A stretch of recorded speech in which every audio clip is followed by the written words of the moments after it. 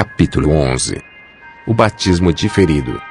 Ainda menino, ouvi falar da vida eterna, que nos está prometida pela humildade de Jesus, nosso Senhor, que desceu até nossa soberba, e fui marcado com o sinal da cruz, sendo-me dado saborear de seu sal logo que saí do ventre de minha mãe, que sempre esperou muito em ti. Tu viste, Senhor, que numa ocasião, ainda menino, atacou-me repentinamente um dor de estômago que me abrasava, e que me aproximou da morte. Tu viste também, meu Deus, pois já me tinhas sob tua guarda, com que fervor de espírito e com que fé pedi a piedade de minha mãe, e da mãe de todos nós, tua igreja, o batismo de teu Cristo, meu Deus e Senhor. Perturbou-se minha mãe carnal, pois que me criava com mais amor em seu casto coração em tua fé para a vida eterna e, solícita, já havia cuidado de que me iniciasse e purificasse com os sacramentos da salvação, confessando-te, ó meu Senhor Jesus, em remissão de meus pecados, quando, de repente, comecei a melhorar. Em vista disso, diferiu-se minha purificação, considerando que seria impossível, se eu vivesse, que não me tornasse a manchar, pois a culpa dos pecados cometidos depois do batismo é muito maior e mais perigosa.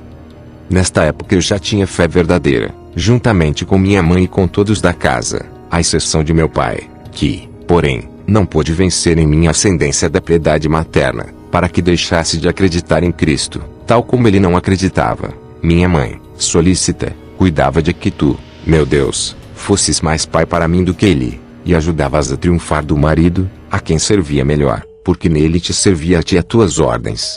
Mas, meu Deus, suplico-te que me mostres, se te apraz, por que motivo se diferiu então meu batismo, se foi ou não para meu bem que me soltaram as rédeas do pecado. Por que razão ainda hoje se diz de uns e de outros, como ouvimos em muitos lugares, deixe que faça o que quiser, porque ainda não está batizado, embora não digamos da saúde do corpo, deixe que receba ainda mais feridas, porque ainda não está curado. Quanto melhor teria sido para mim receber logo a saúde, e que meus cuidados e os dos meus fossem empregados em conservar intacta debaixo da tua proteção a saúde da minha alma, que me havias concedido. Melhor fora, certamente, porém, como minha mãe, sem dúvida, já previa quantas e com grandes ondas de tentações me ameaçariam depois da meninice, preferiu expor-me a elas como terra grosseira que depois receberia forma, do que expor-me já como imagem tua. Capítulo 12. Ódio ao estudo. Nesta minha infância, na qual eu tinha menos que temer por mim do que em minha adolescência, eu não gostava dos estudos, e odiava que a eles me obrigassem. Contudo, era coagido, e me fazia um grande bem. Quem não procedia bem era eu, que não estudava a não ser constrangido, pois ninguém faz bem o que faz contra a vontade, mesmo que seja bom o que faz. Tampouco os que obrigavam a estudar agiam corretamente, antes, todo o bem que eu recebia vinha de ti, meu Deus, porque eles não tinham outro fim ao me obrigarem a estudar senão saciar o apetite de abundante miséria e de glória ignominiosa. Mas tu, Senhor, que tens contados os cabelos de nossa cabeça, usavas do erro de todos os que me coagiam a estudar para minha utilidade, e usavas da minha falta de vontade de estudar para meu castigo, de que certamente eu já era digno, sendo ainda tão pequeno, e tal grande pecador. Assim, convertias em bem o mal que eles me faziam, e dos meus pecados, me davas justa retribuição, porque é teu desígnio, e assim acontece, que toda alma desordenada seja a castigo de si mesma. Capítulo 13. Gosto pelo latim, porque odiava as letras gregas, que me ensinavam quando eu era criança. Não o sei, e nem agora eu posso explicar. Em compensação, as letras latinas me apaixonavam, não as ensinadas pelos professores primários, mas a que é explicada pelos chamados gramáticos, porque aquelas primeiras, com as quais se aprende a ler, a escrever e a contar, não me foram menos pesadas e insuportáveis que as gregas. Mas de onde podia proceder essa versão, senão do pecado e da vaidade da vida, porque eu era carne e vento que caminha e não volta. Aquelas primeiras letras, pelas quais podia, como ainda faço, chegar e ler tudo o que há escrito e a escrever tudo o que quero, eram melhores e mais úteis que aquelas outras nas quais me obrigavam a decorar os erros de um tal Enéas, esquecido dos meus, e a chorar a morte de Dido, que se suicidou por amor. Enquanto isso, eu, miserabilíssimo, suportava minha própria morte com olhos enxutos, morrendo para ti, ó meu Deus, minha vida. Na verdade, que pode haver de mais miserável do que um infeliz que não se compadece de si mesmo e que, chorando a morte de Dido por amor de Enéas, não chora sua própria morte por falta de amor a ti, ó Deus, luz de meu coração, pão interior de minha alma, virtude fecundante de meu pensamento. Não te amava, prevaricava longe de ti, e ouvia de todas as partes, muito bem, porque a amizade deste mundo é adultério contra ti, e se aclamam a alguém dizendo, muito bem, é para que este não se envergonhe de ser assim. Eu não chorava estas faltas, chorava a morte de Dido que se suicidou com a espada, eu procurava as últimas de tuas criaturas, abandonando-te a ti, como terra que eu era, atraída pela terra. Se então me proibissem a leitura de tais coisas, me afligiriam por não ler aquilo que me comovia até a dor. Não obstante, semelhante loucura é considerada como coisa mais nobre e proveitosa que as letras pelas quais aprendemos a ler e a escrever.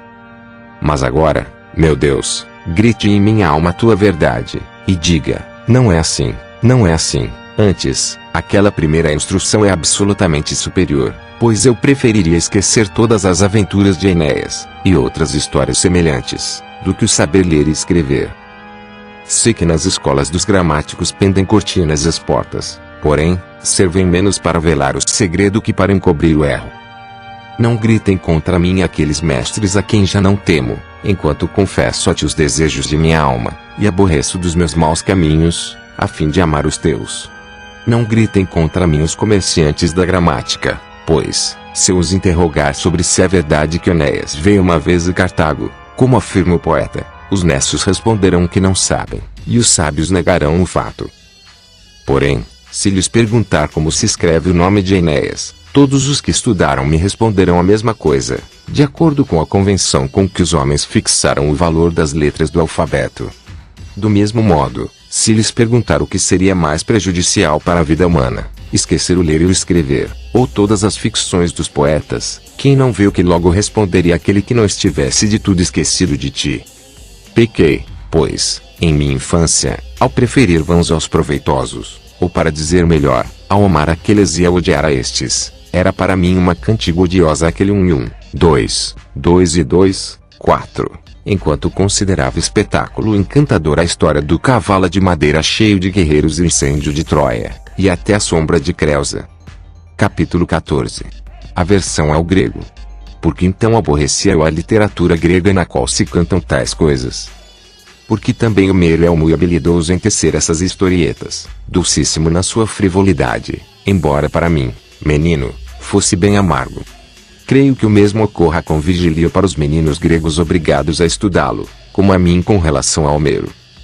Era a dificuldade de ter de aprender totalmente uma língua estranha que, como fel, aspergia de amargura todas as doçuras das fábulas gregas. Eu ainda não conhecia nenhuma palavra daquela língua, e já me obrigavam com veemência, com crueldades e terríveis castigos, a aprendê-la. Na verdade, eu, ainda criança, também não conhecia nenhuma palavra de latim, contudo, com um pouco de atenção, o aprendi entre o carinho das amas, os gracejos dos que se riam e as alegrias dos que brincavam, sem medo algum nem tormento. Eu aprendi, sem a pressão dos castigos, impelido unicamente por meu coração desejoso de dar à luz seus sentimentos, e o único caminho para isso era aprender algumas palavras, não dos que as ensinavam, mas do que falavam, em cujos ouvidos ia eu depositando quanto sentia. Por aqui se evidencia claramente que, para instruir, tem mais eficácia e curiosidade livre do que a necessidade inspirada pelo medo.